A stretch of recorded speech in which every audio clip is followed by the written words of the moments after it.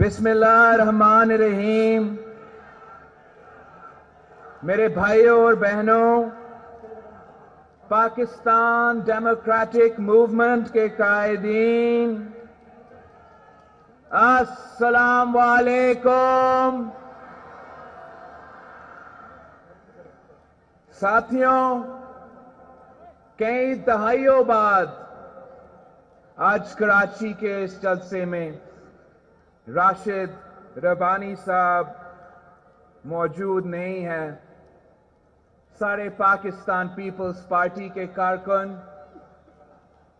سارے جمہوری کارکن راشد ربانی صاحب کو سرخ سلام پیش کرتے ہیں۔ آپ جانتے ہیں کہ آج کا دن پاکستان کے لیے تاریخی دن ہے۔ آج ہمارے دلوں کے پرچم ثانیہ کارساز کے شہیدوں کی یاد میں جھکے ہوئے ہیں، جنہوں نے اپنے خون سے قربانی، شجاعت اور جمہوری جدوجہد کا ایک نیا باب لکھا تھا۔ آفرین ہے شہید محترمہ بے نظیر بھٹو پر، جس نے 13 سال پہلے اس دن وہ حوصلہ دکھایا جس کی دنیا میں کوئی مثال نہیں ملتی۔ شہید محترمہ بے نظیر بھٹو اور کاساز کے شہیدوں کی یاد ہمیں نئی جذبہ دیتی ہے اور امید اور کامیابی کی نوید دیتی ہے۔ شہید محترمہ بے نظیر بھٹو کا شہادت کا غم، شہداء کا غم زندگی بھر ہمارے ساتھ چلے گا، اور پاکستان کی تاریخ میں سرخ الفاظ میں تحریر کیا جائے گا۔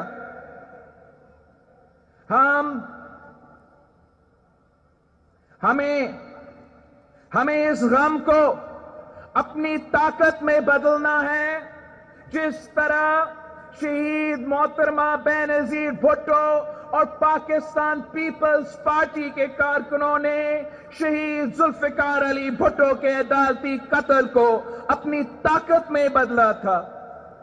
18 اکتوبر کو اس خونی رات پر بھی شہید محترمہ بے نظیر بھٹو نے کہا کہ میں اپنی عوام، اپنے کارکنوں کے ساتھ رہوں گی، مجھے دھماکوں سے نہیں ڈرایا جا سکتا۔ وہ دھماکے کے بعد اپنے جیالوں کے پاس ہاسپٹل پہنچی۔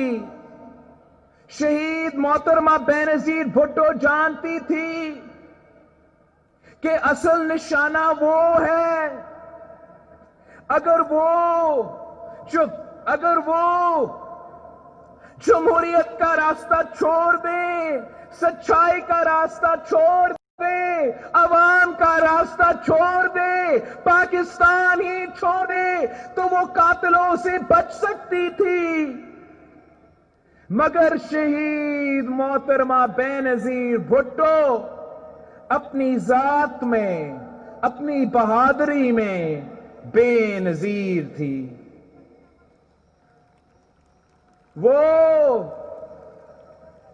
وہ کبھی بھی ڈری نہیں، کبھی اپنے عوام کا ساتھ نہیں چھوڑا۔ کارساز کے شہداء پوری دنیا میں انسانی حقوق، جمہوری آزادی اور ناانصافی کے خلاف جنگ کی علامت ہے۔ کارساز کا وہ کاروان جمہوریت کا سفر جاری ہے۔ شہید ذوالفقار علی بھٹو اور شہید محترمہ بے نظیر بھٹو اور پاکستان پیپلز پارٹی نے جمہوریت کا دفاع کے لیے، ملک کی بقا کے لیے اپنا خون دیا ہے۔ ہم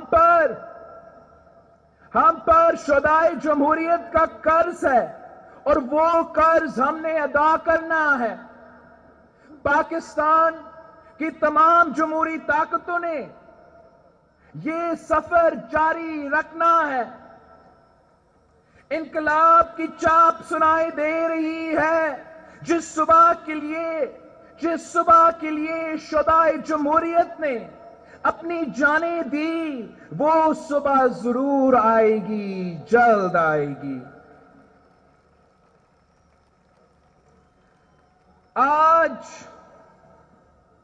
آج ہم تاریخ کے ایک بہت اہم موڑ پہ کھڑے ہیں۔ آج جو فیصلے کیے جائیں گے، پاکستان کے عوام کریں گے، اس کے نتائج پاکستان کے مستقبل کی سمت طے کریں گے۔ ہم نے اس ملک میں عوام کی حکمرانی، آئین کی بالادستی اور حقیقی جمہوریت کے قیام کی جنگ لڑنی ہے۔ یہ جنگ پاکستان کی تمام جمہوری طاقتوں نے لڑنی ہے۔ ایک ایک کر کے وہ تمام ادارے کھوکھلے کیے جا رہے ہیں جو عوام کے حقوق کا تحفظ کر سکتے ہیں۔ وہ تمام دروازے بند کیے جا رہے ہیں جن کے راستے عوام کے حق کی بات کی جا سکتی ہے۔ ان تمام آوازوں کے گلا گھونٹا جا رہا ہے جو حاکم وقت کے ظلم اور جابر کے خلاف اٹھ رہی ہے۔ عدلیہ پر دباؤ ہے، میڈیا پر تالا ہے، پارلیمان میں بولنے کی اجازت نہیں ہے، مگر ظلم پھر ظلم ہے، بھرتا ہے تو مٹ جاتا ہے۔ ہمیں آج جمہوریت کے فلسفے پر بات کرنی ہے۔ جمہوریت کو سمجھنا ہے۔ یہ اقتدار کی لڑائی نہیں ہے۔ جب بھی جمہوریت پہ شب خون مارا جاتا ہے، جب فیشزم امپوز کیا جاتا ہے، تو ملک کا ہر شہری اس کی زد میں آتا ہے۔ غریب کا چولہا بجھتا ہے، لوگوں کی جان اور مال غیر محفوظ ہوتی ہے، معاشرے میں گٹھن ہوتی ہے۔ بات کرنے کی آزادی، سانس لینے کی آزادی، عزت سے زندگی گزارنے کی آزادی، غربت سے آزادی، ان سب آزادیوں کا ضامن جمہوری نظام ہے۔ ہمارے پاس یہ نظام 1973 کے آئین کی صورت میں موجود ہے۔ آئین ریاست اور عوام کے درمیان ایک معاہدہ ہے جس کے تحت حکومت پر فرض ہے کہ وہ عوام کو بنیادی حقوق دو۔ اس حکومت نے یہ وعدہ توڑ دیا ہے۔ عوام کی ذمہ داریاں عوام کی برداشت سے زیادہ ہے اور حکمران اپنا کوئی بھی فرض پورے کرنے سے منکر ہے۔ جمہوریت کی جنگ، عوام کی جنگ، جمہوریت کی جنگ عوام کی جنگ ہے۔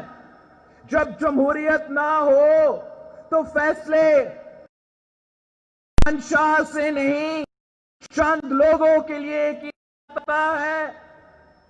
آج غریب مہنگائی کی چکی میں پس رہے ہیں اور ان کو شکایت کرنے کی آزادی بھی نہیں۔ آج ہائی ویز پہ ہماری بچیوں اور ہمارے بہنوں کی عزتیں لوٹی جا رہی ہیں، اور بجائے مسلمان کو پکڑنا اور ہماری بہنوں کو محفوظ کرنے کو، حکومت کی ترجیح صرف اپنے من پسند افسران کو بچانا ہے۔ سلیکٹڈ وزیر اعظم کو مہنگائی کی خبر ٹی وی سے ملتی ہے، روپے کی قدر گرنے کی خبر ٹی وی سے ملتی ہے۔ اس کو نہیں پتا کہ آزاد کشمیر کے وزیر اعظم کے خلاف غداری کے پرچے ہوئے ہیں۔ اس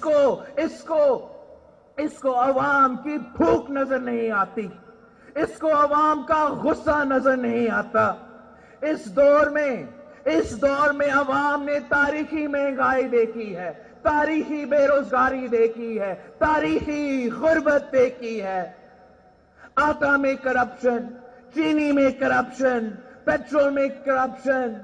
مخالفین کے لیے نیب ہے، مخالفین کے لیے نیب کا اندھا قانون ہے، اور سلیکٹڈ وزیر اعظم کے دوستوں کے لیے عوام کے پیسے۔ پنجاب میں ایک نااہل ڈمی وزیر اعلیٰ لگا کر پنجاب کے ساتھ ایک مذاق کیا جا رہا ہے۔ پختونخوا اور بلوچستان کے ساتھ ظلم کیا جا رہا ہے۔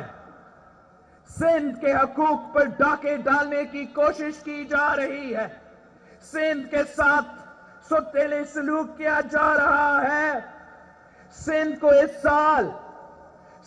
اس سال اپنا NFC ایوارڈ کا حصہ نہیں دیا گیا۔ 300 ارب روپیہ سندھ کو نہیں دیا گیا۔ آپ ذرا سوچیں، اسی شہر کراچی میں ہم کتنے نوجوانوں کو 300 ارب روپے کے ساتھ روزگار فراہم کر سکتے تھے۔ سندھ کا کیپٹل کراچی کو الگ کرنے کے سازش پک رہا ہے۔ جہاں سے گیس نکلتی ہے ان کو گیس نہیں دیا جاتا۔ کہ الیکٹرک ہمارے کراچی کے عوام کا خون چوس رہا ہے، اور عمران خان اپنا دوست کو بچانے کے لیے کراچی کو عوام کو اندھیرا میں دھکیل جاتا ہے۔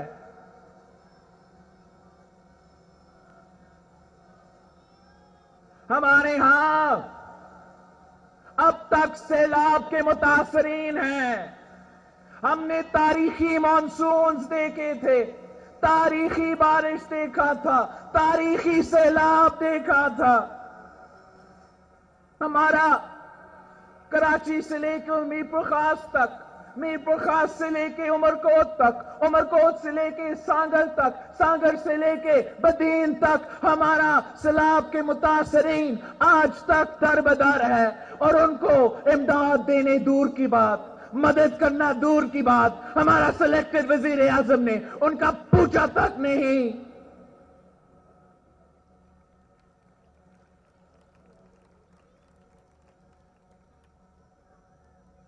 ان کا مطالبہ ہے کہ جس طرح صدر زرداری نے 2011 میں پاکستان کاٹ دیا، ہر سیلاب متاثرین کو پیسہ دیا، اب بھی آپ کو ان کا حق دینا پڑے گا، چاہے وہ کراچی سے ہو، چاہے وہ میرپور خاص سے ہو، چاہے وہ سانگر سے ہو، وہ اتنے ہی پاکستانی ہے جیسے باقی صوبوں سے ہے۔ اور جب نیشنل ڈیزاسٹر ہوتا ہے، قدرتی آفات ہوتا ہے، تو وفاقی حکومت کا ذمہ داری ہوتا ہے ان کو میرپور خاص کے، کراچی کے، سانگر کے، بدین کے اور عمرکوٹ کے عوام کو اپنانا پڑے گا، اپنانا پڑے گا، اپنانا پڑے گا۔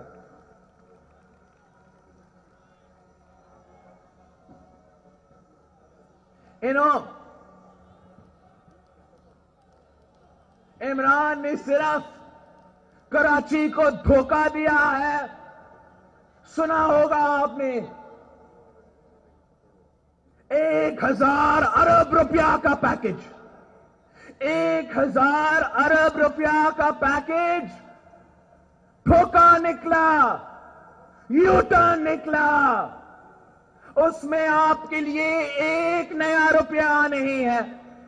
اس 1000 ارب روپیہ کا پیکج میں آپ کا اپنا 800 ارب روپیہ ہے، جو سندھ کا ADP ہے، جو 3 سال سے چلتے آ رہے ہیں۔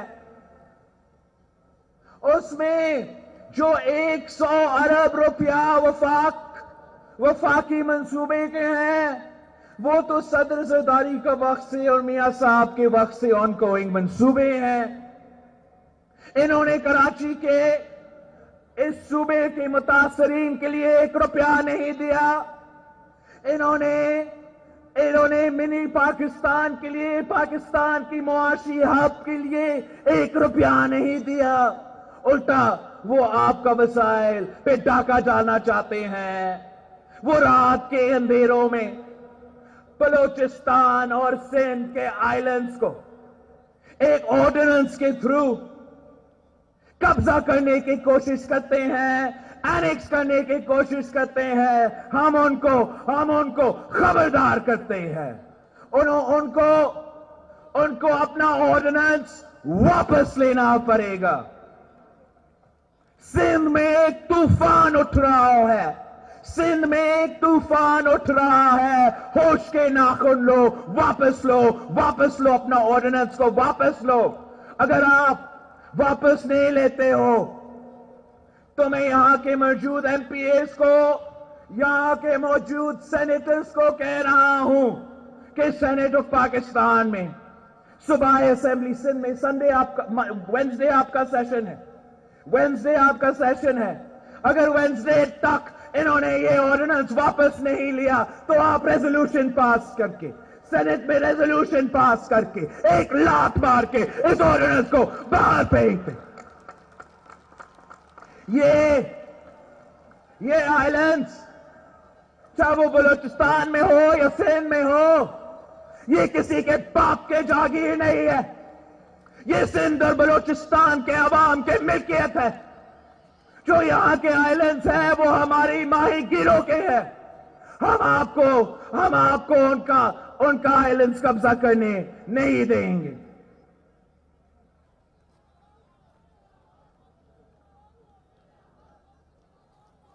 یہ وزیر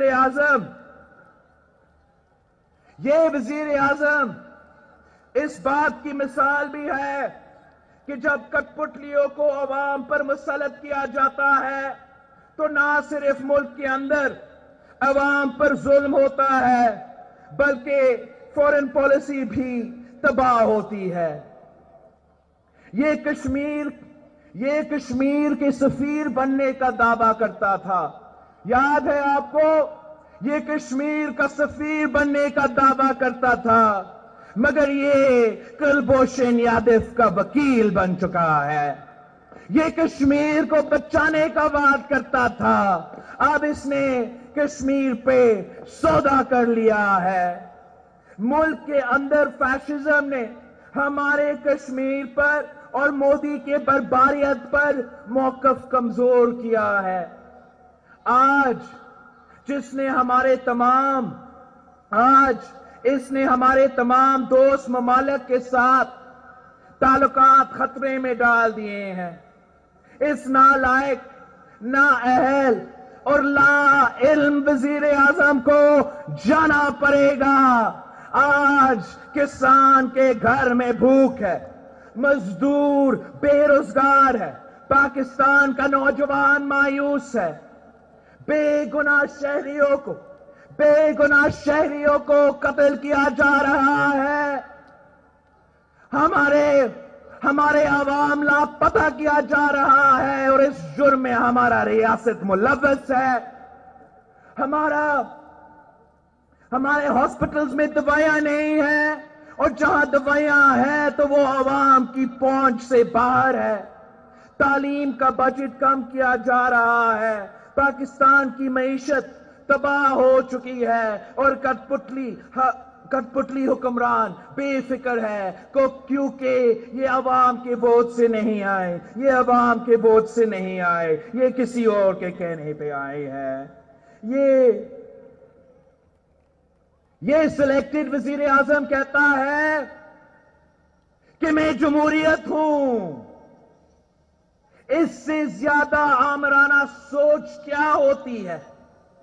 یہ پارلیمان کو نہیں مانتا، آئین کو نہیں مانتا. اس کو عوام کی بھوک اور ان کے آنسو نظر نہیں آتے، اور یہ پاکستان کی پوری جمہوریت ہونے کا دعویٰ کرتا ہے. کسی ایک شخص کی حکومت جمہوریت کی نفی ہے. اس شخص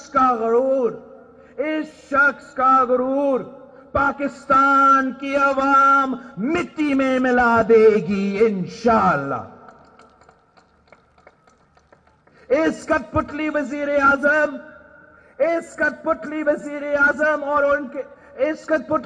اعظم اور اس کے سہولت کاروں کو ماضی کے آمروں کا یاد کرنا چاہیے۔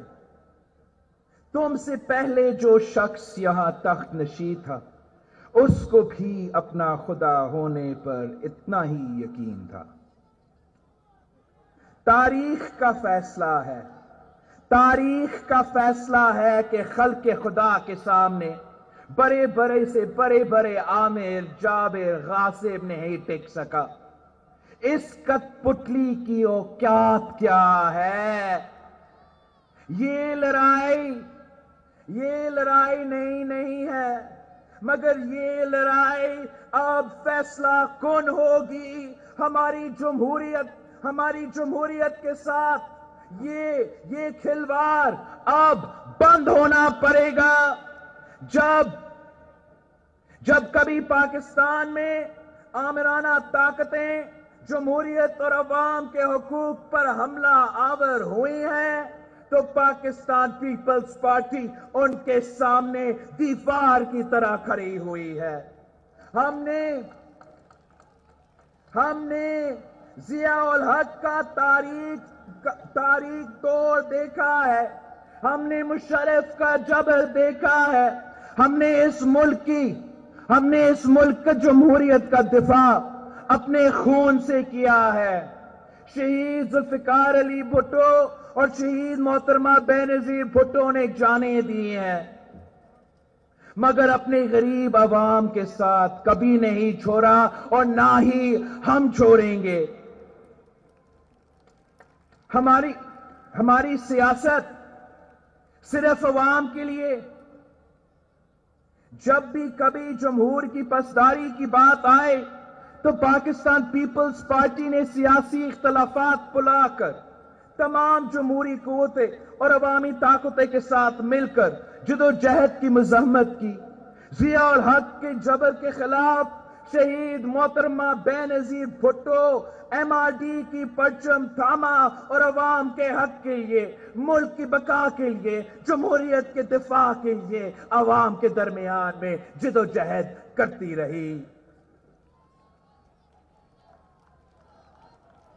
مشرف کے مارشل لاء میں شہید محترمہ بینظیر بھٹو اور میاں نواز شریف صاحب نے چارٹر آف ڈیموکریسی کی بنیاد رکھی اور ملک میں حقیقی جمہوریت کی بحالی کا وعدہ کیا، اور اس وعدہ کو وفا کرنے کے لیے شہید محترمہ بینظیر بھٹو نے شہادت قبول کی، مگر وہ فتح یاب ہوئی۔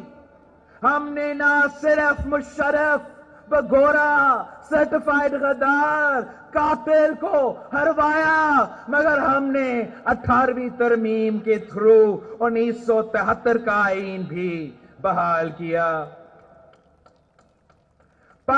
پاکستان ڈیموکریٹک موومنٹ کی تحریک اسی جمہوری مزاحمت کی ایک کڑی ہے۔ آج ہمیں پھر وہی لڑائی لڑنی ہے، اپنے غریبوں کے لیے، اپنے بچوں کے لیے، اپنے پارلیمان اور آئین کے لیے، اس ملک میں قانون کی حکمرانی کے لیے، اور طاقت کو اپنے اصل مالک یعنی عوام کو واپس دلانے کے لیے۔ آج بھی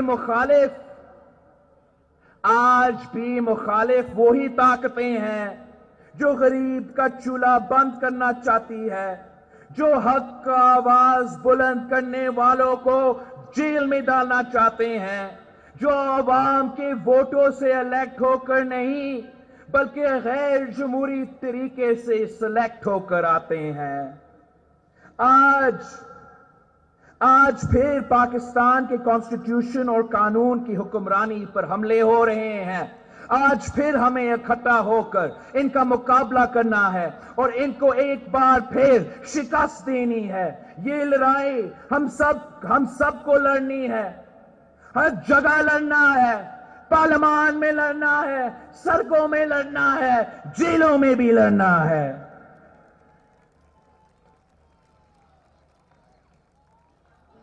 اگر ہمیں پارلیمان میں نہیں بولنے دیں گے تو ہم پھر سڑکوں پر بولیں گے۔ اگر ہمیں جیلوں میں ڈالا جائے گا تو پھر ہماری حق کی صدا جیلوں کی دیواریں ہلا دیں گی۔ کس کس کو جیل میں ڈالیں گے؟ کبھی کوئی عوام کو بھی جیلوں میں ڈال سکا ہے؟ کبھی سمندر بھی قید ہوا ہے؟ کیا کبھی جیل نے سچ کو قید رکھا ہے؟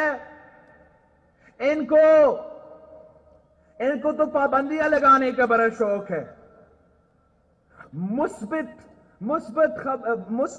رپورٹنگ کے علاوہ ہر خبر پہ پابندی، ٹی وی پہ پابندی، نیوز پیپر پہ پابندی، سلیکٹ بولنے پہ پابندی، یہاں تک کہ ٹک ٹاک پہ بھی پابندی۔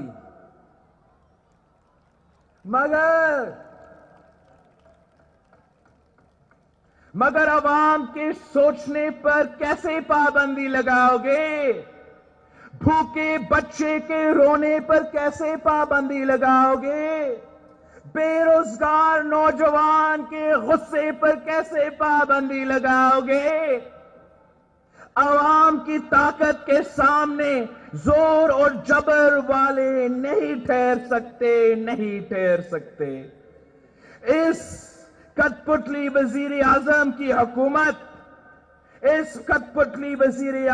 حکومت کی تو بنیاد ہی نہیں ہے، یہ سب ڈھانچہ کھوکھلا ہے۔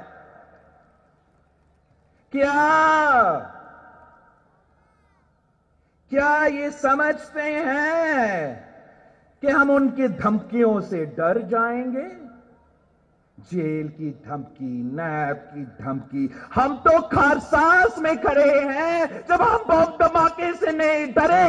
اس کٹ پتلی کی کیا اوقات ہے؟ اس سلیکٹڈ کی کیا اوقات ہے؟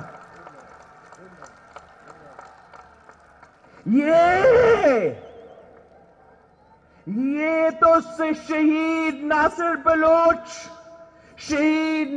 بلوچ جیسے جیالوں کے جماعت ہیں۔ شہید ناصر بلوچ جب ضیاء الحق کا پھانسی گھاٹ کا سامنا کیا تو اس نے اعتراض کیا کہ ساتھیوں، میں پھانسی چلنے جا رہا ہوں، خاموشی کیوں ہے؟ اور پھر پورا جیل گونج اٹھا کہ نعرے بھٹو، جیے بھٹو، نعرے بھٹو، جیے بھٹو۔ یہ شہید ایاز سمو جیسے جیالوں کا جماعت ہے جن کو جب ملٹری کورٹ میں سزائے موت کا فیصلہ سنائی دیتے ہیں تو وہ کہتا ہے کہ اگر بھٹو پھانسی چڑھ سکتا تو ایاز بھی پھانسی چڑھ سکتا ہے۔ یہ تو نظام سمو جیسے جیالوں کی جماعت ہے جس نے 18 اکتوبر پہ شہادت قبول کی۔ اپنا ماں کا اکلوٹا بیٹا تھا، لیکن جب والدہ سے پوچھا گیا تو والدہ نے کہا کہ یہ تو میرا اکلوٹا بیٹا تھا، اگر 10 بیٹے ہوتے تو 10 بیٹے میں جمہوریت پہ، شہید محترمہ بینظیر بھٹو پہ قربان کر دے۔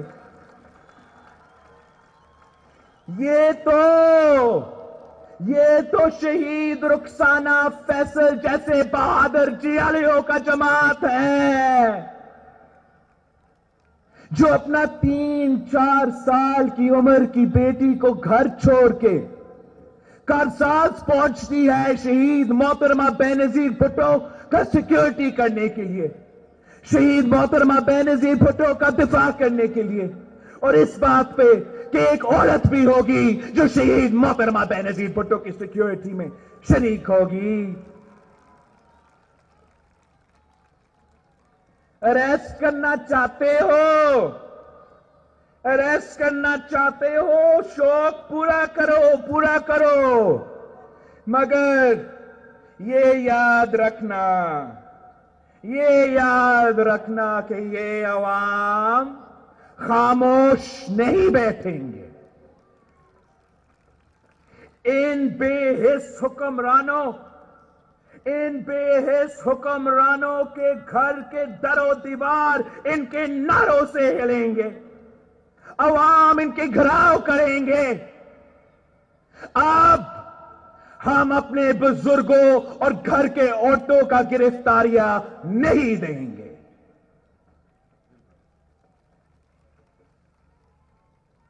یہ جنگ صرف پاکستان ڈیموکریٹک موومنٹ کی سیاسی جماعتوں کی نہیں ہے.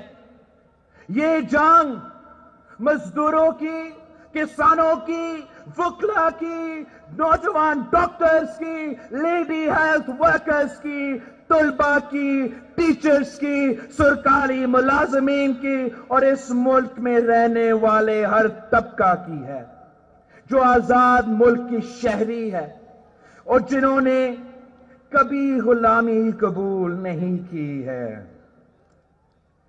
اس وزیر اعظم کو جانا پڑے گا. یہ تحریک بھوک، ناانصافی اور عاملیت اور ظلم کے خلاف ہے. عوام کے ساتھ ریاست کا وعدہ جو 1973 کی آئین کا ہے، یہ تحریک اس وعدے کو نبھانے کی تحریک ہے. عوام کو حق حکمرانی واپس دلانے کی تحریک ہے. اس ملک میں نوجوانوں کو بہتر مستقبل دلانے کی تحریک ہے. کسان، مزدور، عام آدمی کو، غریب کو روٹی، کپڑا اور مکان دلانے کی تحریک ہے.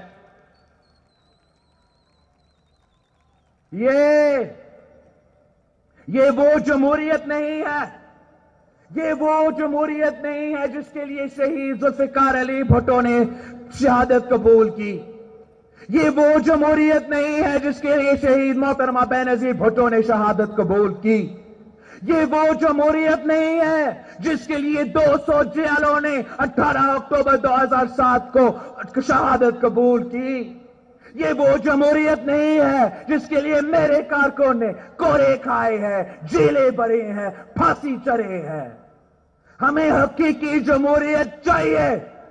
ہمیں حقیقی جمہوریت تو جہاں حکومت عوام کی مرضی سے بنتی ہے، امپائر کی مرضی سے نہیں. اب پورے پاکستان کی جمہوری قوتیں ایک سٹیج پہ بھی ہے، ایک پیج پہ بھی ہے. اب اس حکومت کو، اس سلیکٹڈ کو، ان کے سلیکٹرز کو ہمارا پیج پہ آنا پڑے گا، ورنہ ان سب کو جانا پڑے گا. میں پی ڈی ایم کے کارکن کو، پاکستان پیپلز پارٹی کے کارکن کو بہت شکر گزار ہوں. پاکستان زندہ باد، جیے بھٹو.